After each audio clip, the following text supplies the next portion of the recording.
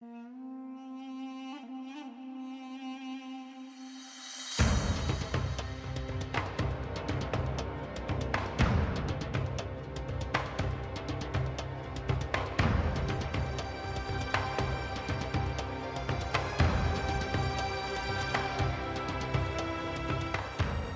by the deep state, fighting for independence, thinking about revolution, looking for alternative solutions. The enemies of the deep state will tell you what others even don't dare to think. Manuel Ochsenreiter and Mateusz Piskorski. Hello. This is the podcast, DieGutenMenschen, Public Enemies of the Deep State. This is the first time I forgot the title of our podcast after more than 1 year. You are getting old. You too. My name is Manuel Ochsenreiter. I am editor-in-chief of German news magazine Zuerst, and I talk again to my friend and colleague Mateusz Piskorski from Poland, and we are getting closer to Christmas. And I think why we speak today about a very interesting topic about religion and geopolitics. We never spoke about that, right? In some context, maybe we have mentioned religious problems in different geopolitical conflicts, but just to speak about it theoretically from the point of view of geopolitics, I think we haven't. Although our memory and intellectual skills are becoming lower and lower, as we have noticed. Yes. Oh, and the connection today is not so good, but I hope that people might understand and see what we speak. I would like to start with for many people, a very provocative statement to discuss when we speak about this topic. In my opinion, religion is totally overrated when it comes to geopolitical conflicts by the mainstream and by many people. And I want to give two examples for number one, the recent conflict in Nagorno-Karabakh, where when I read a lot of analysis where people always somehow empathize that Armenia is a Christian country and Azerbaijan is a Muslim country, but where I think that religion doesn't play in this conflict that role, like a lot of people say, right, or they estimate, and that it is about other things. And the second example is that is maybe the mother of all examples. It is the conflict in Middle East, in Palestine, where people also try to shape this conflict as a conflict between Islam and the Jewish religion, but where it's also about, in reality, about other things. What do you think? Is this? You think this thesis that religion is overrated, you can go with it, or you totally disagree?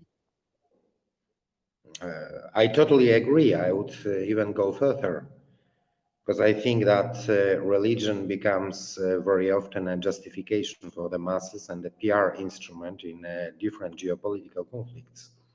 You have mentioned Armenia and Azerbaijan. It's a very typical example. The Armenian side has effectively used the religious factor to convince the Europeans, at least part of the European public opinion, that it's worthy to support Yerevan and Stepanakert in the whole conflict. They have, even before, I have noticed that they were trying to convince everyone that Armenia is a small piece of Christian land and of Christian population between a huge masses of Muslim world there, which starts, if you look at the map, you can see that it starts from Morocco, let's say, in the west, to Xinjiang province in China, in western China to the east. and they were trying to convince all the world that the whole conflict is about religion. It is not about religion. It is about geopolitics. It is about geoeconomics often, but religion is just a kind of, in Marxist terms, even we could say that it's somehow a justification of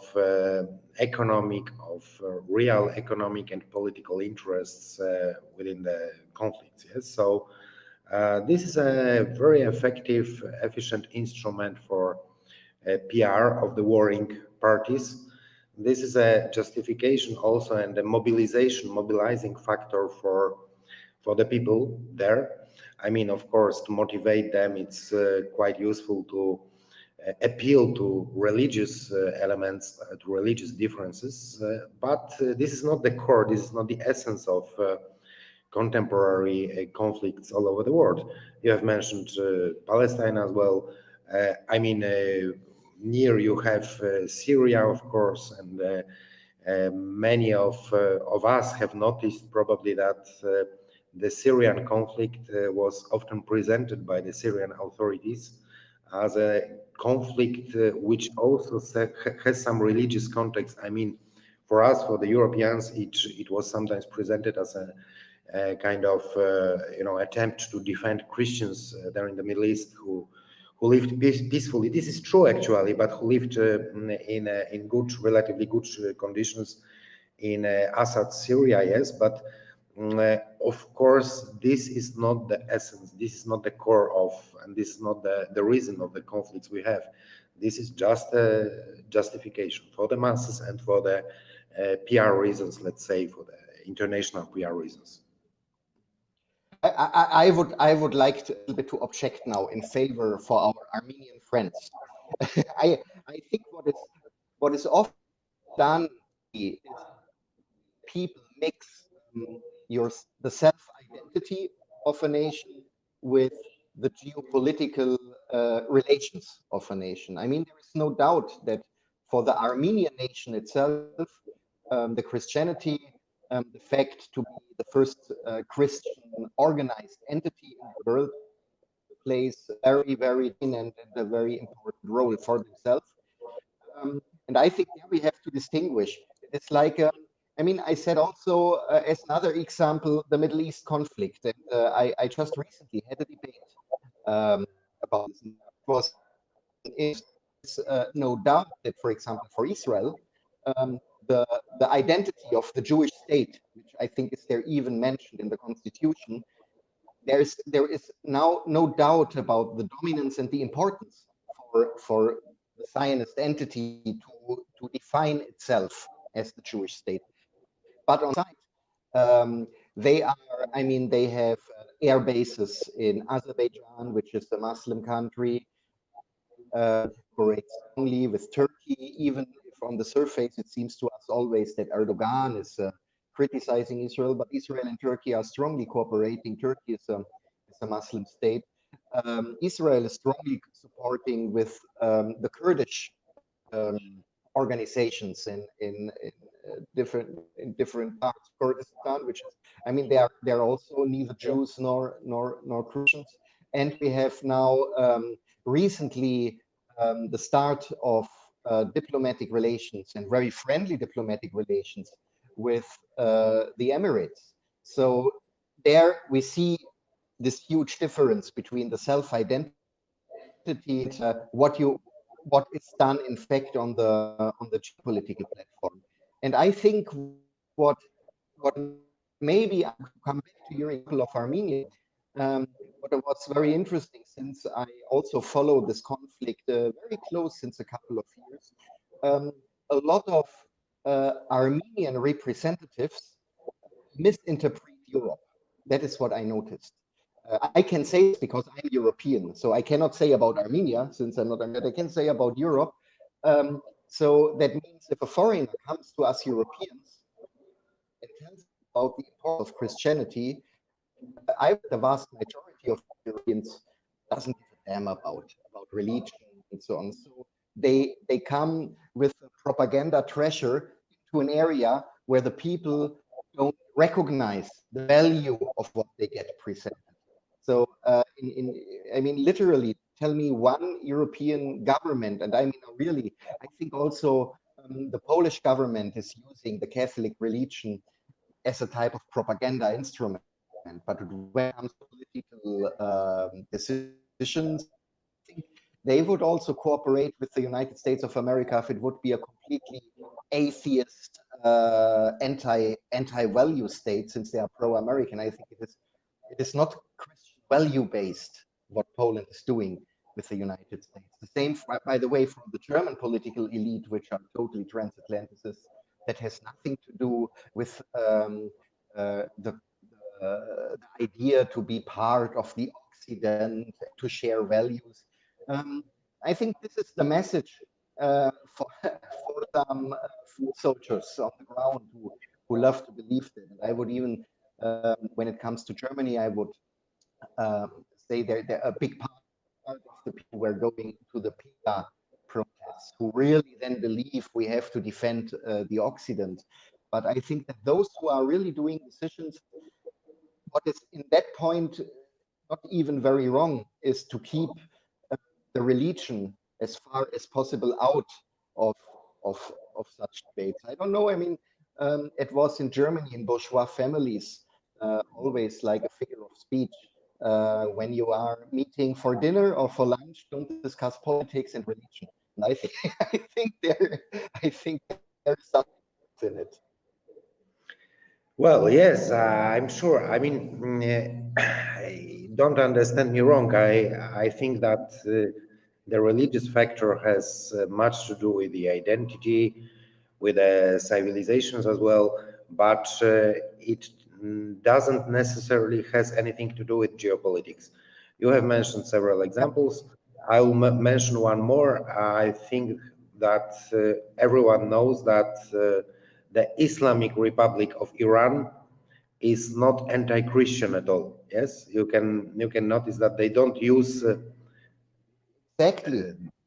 yeah, they don't use any kind of religious arguments when it comes to the conflicts. They are even not using the religious arguments when it comes to their conflict with Israel as such. Yes, this conflict is not based on And religion, as they have the Judaist minority living there in Tehran, the Jewish minority there.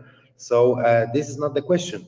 The question is completely different, and of course, on the other hand, when you have noticed that the Armenians well appeal to Christian unity and Christian factor when they are speaking about their conflict with Azerbaijan, it's also quite interesting because yes, they have attracted, as I have noticed, the, let's say, European right, conservative right, national right in Europe, but they definitely haven't attracted with this with those arguments the European establishment, which is very far from any kind of religious devotion, let's say. And when it comes to geopolitics, for instance, you have told about the Polish example. I think that Poland would be pro-US even if US president would be a Satanist. So this is not the question of religion at all. Yes, I mean geopolitics and foreign relations doesn't have religion in its core, in its real essence existing there. just to come back to your example of Iran, and while we spoke about Armenia, I mean, that is the super irony of the conflict and of the situation in Southern Caucasus is that the only reliable and friendly neighbor for Christian Armenia, of course, not Turkey. They don't trust the Georgians with good reason. And of course, it is not Azerbaijan. So there is only Iran as the reliable partner for Armenia. And here we see that the concept of religion um, might work out when it comes to identity, but doesn't work out anymore when it comes to international relations. But how do you see, you were already mentioning the right-wing conservative part in Europe, groups, how they interpret these conflicts. Do you see, I mean, let's speak about the anti-system opposition and their readiness about to see geopolitics and geopolitical conflicts. Do you also share with me the opinion that when it comes to these things, especially when it comes to religion, that there are still a lot of things which are to be learned? I don't mean it now in that arrogant way. I just mean it now that there are, while they might have very great concepts when it comes in how to organize identity in Europe, how to establish and how to secure systems of value, the national family, and whatever comes with this. At the same time, there is a huge lack of understanding of international relations because it often bases on what we are right now talking about. So yes, we have to cooperate with them because they are Christians. Just we had similar case. If you, I mean, not if you remember very well during the Ukrainian war in 2014, 2015, where a big confusion was within a lot of right-wing and conservative anti-system circles in Europe. I mean, the same also within the left. They had also a big confusion what to do. But do you also see that when it comes to this, there is no readiness today to react appropriate on international relations problems? Well, of course, and you have the whole issue of, let's say, Islamophobia, which is to a large extent shaping the geopolitical ideas of, let's say, at least the anti-system right-wing parties in Europe. This is actually very dangerous, I think, as it also influences, let's say, big political projects and parties like Rassemblement National in France, for instance. We can read it in Alain Soral writings criticizing the, let's say, anti-Muslim rhetorics of the biggest, let's say, far-right parties in the European Union. This is a problem. This is a real problem, I think, because protesting against the immigration doesn't mean that you are an Islamophobe. Yes, of course. And unfortunately, in their case, it is the same, and it leads them to, for instance, support Israel in the Middle East conflict, regarding Israel as a, let's say, avant-garde there in the Middle East of the Western Occidental civilization, and so on and so on. And so this is, of course, a very primitive way to interpret the international reality and the geopolitics as such. And I think that it's really abused by those who are just trying to do everything to avoid any kind of, let's say, cooperation or even neutral relations between Muslim countries like Iran, and not only Iran, but some others there in the Middle East and Northern Africa, and Europe. Because, I mean, identifying the problem of immigration, of terrorist attacks, of of Salafis and other Muslim radicals with Islam as such, is a propaganda tool used by the Atlanticists, by the US mostly, to prevent any kind of cooperation between us, which would be in our mutual interest. I mean, our cooperation in the Muslim countries all around. So this is again an instrument used and abused by some creators of current international relations, by those who are trying to, let's say, use the rule of divide et impera, the old rule of divide et impera, by abusing the religion, by telling all of us and trying to persuade all of us that religion is one of the most important factors and that we can never get into any kind of let's say peaceful, friendly, or even neutral relations with countries which are dominated by other religions than Christianity, or by other value systems than, let's say, the liberal democratic one. This is a new religion, of course. So you are right that it has replaced Christianity, but exactly. but you can see that there is a kind of I would say parallel use of the religious. I mean, the religious arguments are used for the conservatives and for the right in Europe, and the liberal democratic religion arguments are used for the liberals and for the left. So I think that well, it's quite effective for the moment being when it comes to preventing, for instance, European countries from developing their relations with Iran, which we have mentioned. I mean, I would there even go more far. Example which shows that thinking like this is not just not leading anywhere, it is even really dangerous and can be self-destructive. Do you remember last year? Of course, you remember the day when Iranian General Soleimani was assassinated by the US, and that there were also from Europe, from these conservative and even also right-wing anti-system circles, they were cheering up Donald Trump for this successful nation of the Iranian, parroting the American media and American politics. Oh yes, this great terrorist was taken down and so on.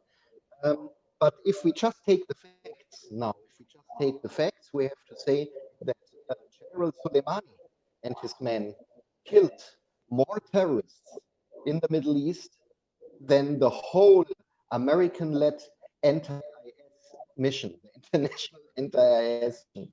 The terrorists were more scared of General Soleimani and his few men, we have to say, compared to this hyper-galactic super force the Americans were installing to fight the IS. And to bring the facts on the ground, every terrorist killed by General Soleimani was not anymore able to migrate to Europe.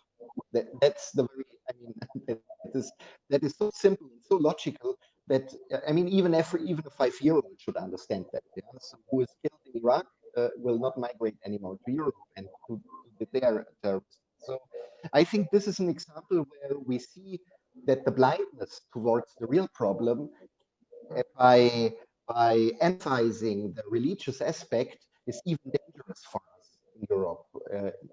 And not just in long term, but really also in short term or medium term.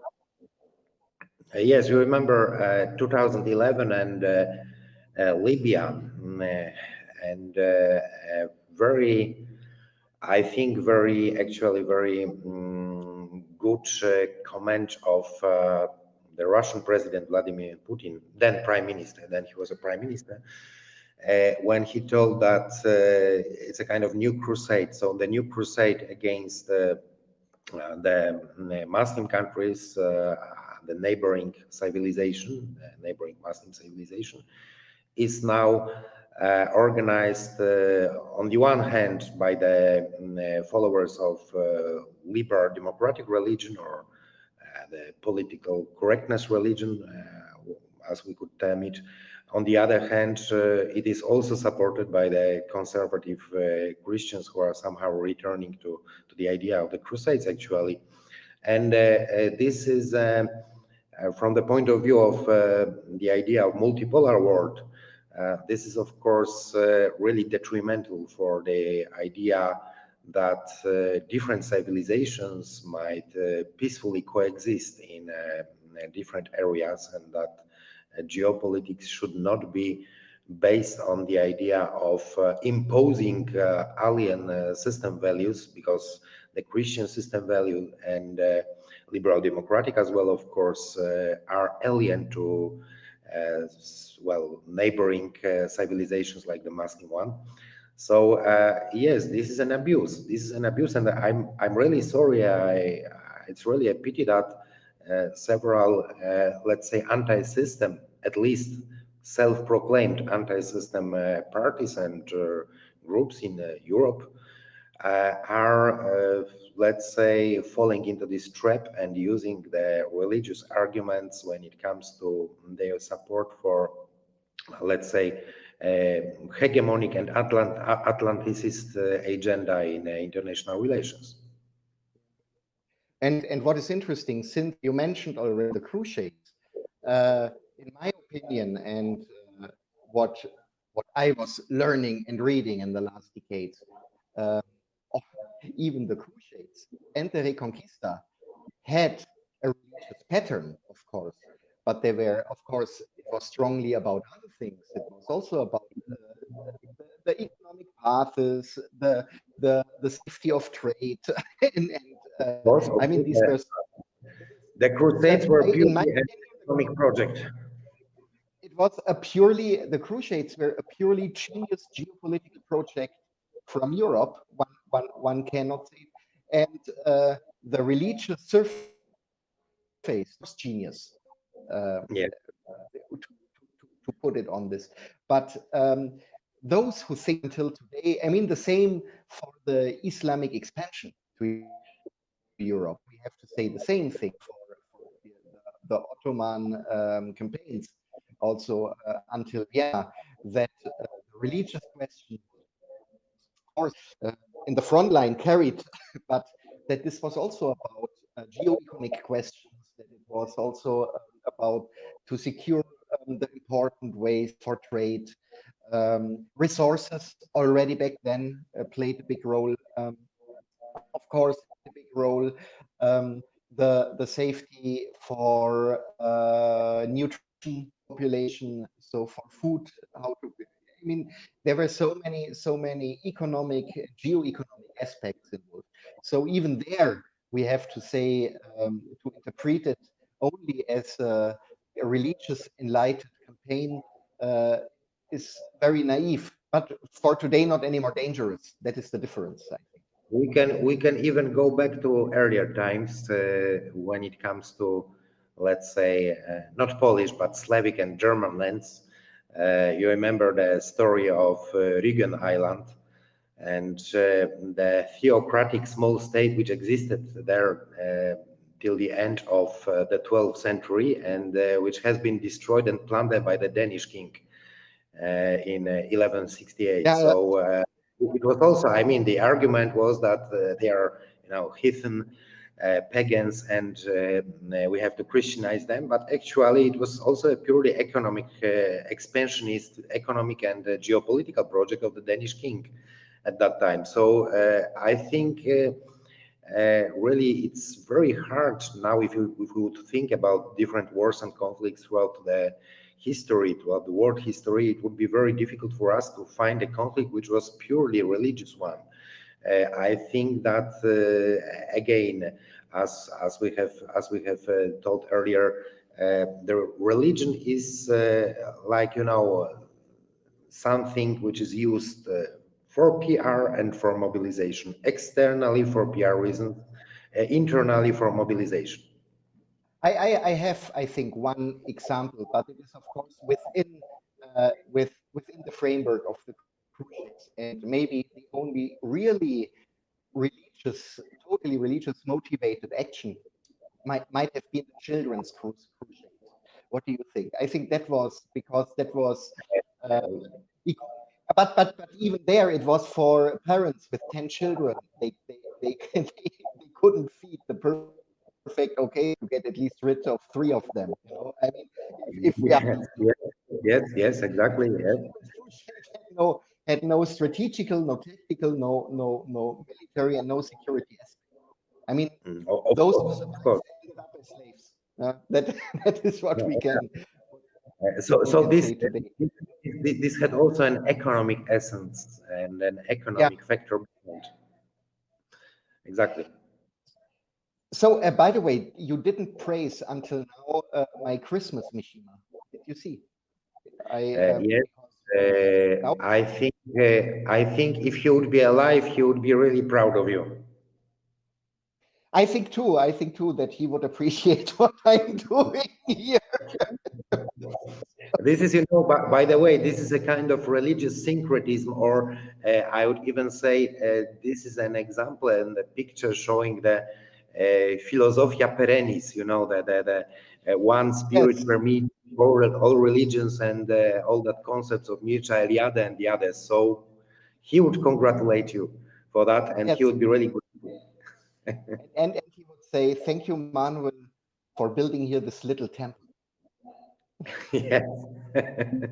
Yes, it looks like a temple, actually. So I have a feeling that this topic, maybe not like today as a topic in itself, but also many future conflicts that this topic will follow us.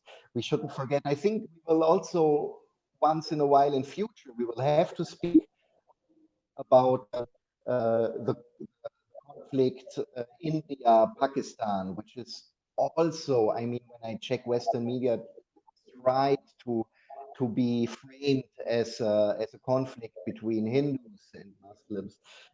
When we speak again about the problem China has with the Uyghur people, which is also always framed as a kind of religious oppression of the Uyghur by the Chinese on in our media. So I think this topic will, unfortunately, I have to say, because I don't like to discuss religion a lot, but this topic will follow us through different conflicts and continents when we speak about them. That's what I think. Well, we should, in the future, I hope that we'll analyze in a more detailed way single cases of abusing religion in geopolitics. Today, we have just spoken about a very general theory. So we have discussed the whole thing from the theoretical point of view. Just as a last, maybe not inspirational example, but just as a last example, how complex and how difficult it is to at least even trying to explain a conflict by religion. I think it shows the example of the Armenian fighter Monte Melkonian. I don't know if you. I think you heard about him. He is considered Yes. Armenia as a war hero, and he is often those who don't know a lot and so on. They think, oh yes, he was defending Christian Karabakh against the evil Muslims and so on. But what are the facts? Monte Melkonian is a diaspora Armenian coming, I think, from Los Angeles, from the west coast of US. Um, uh, Grown up as a Marxist, came as a Marxist, so he didn't give anything on for him. Maybe the maximum was a cultural aspect, but I think we all agree that he was maybe not a very deep believer. What did he do? He went to Lebanon, where the diaspora was, I think, also to learn the Armenian language, and was fighting alongside the PLO against Israel. Yes. So Yes.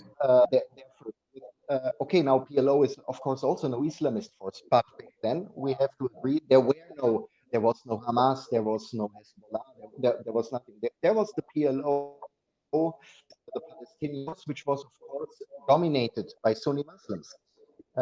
Then he came to Armenia and fighting there in Nagorno-Karabakh, of course, for his nation. But just to give this example, it shows how complex, and if we want to say it in a very bad way, and worthless the religious argument is, even when we break it down to a personal biography of a special person in a geopolitical conflict.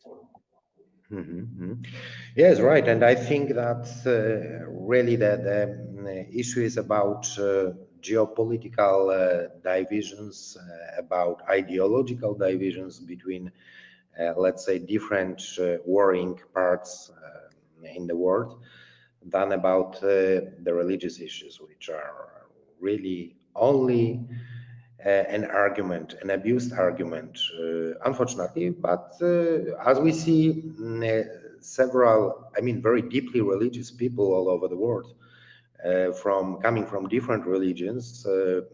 I'm speaking about the Christians as well. I mean, even if you hear the message of the current Pope, Francis Pope, he often emphasizes that religion cannot be an argument in any kind of conflicts, in any kind of wars and so on. On the other hand, you have the Muslims like the Iranians who are also not appealing not to use and to abuse religion as an argument in geopolitical confrontation. So we have a lot of spiritual and religious leaders who are aware of that.